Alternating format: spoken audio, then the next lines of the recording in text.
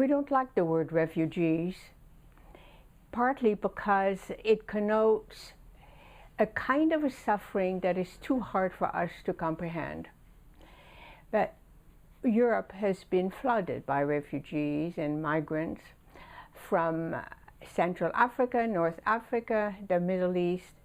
They come to whatever port they can enter, usually islands of Greece or island of Italy. And many have died. Boatloads of them have died. And some thousands are languishing in temporary camps, not knowing what their future will bring. Europe doesn't know what to do about this problem.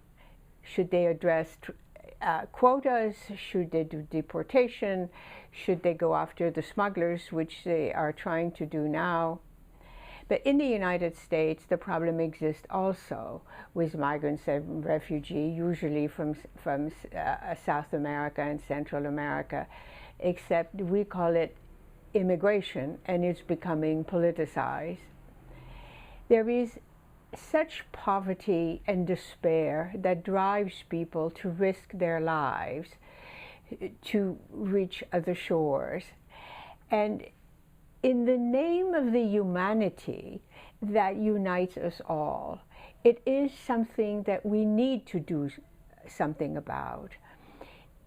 It's going to take a long, long time to resolve these issues, but there are options which we must take now if we're going to avoid history from repeating itself.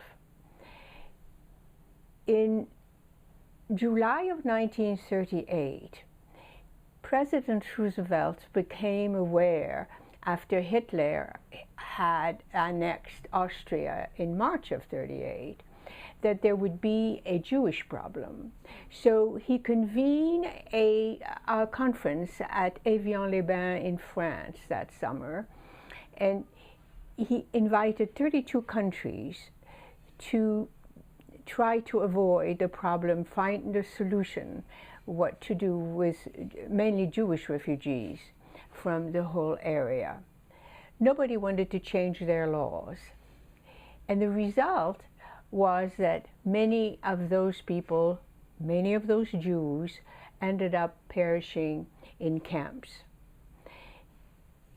And so what I'm suggesting, what I'm asking, is that each one of us add our voice to the public opinion that will demand that we do something about refugees and migrants, and do it now. Because I think that is something that politicians will heed and at least listen to.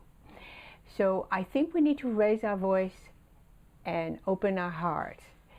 It's not a big answer, but it's the little beginning to one.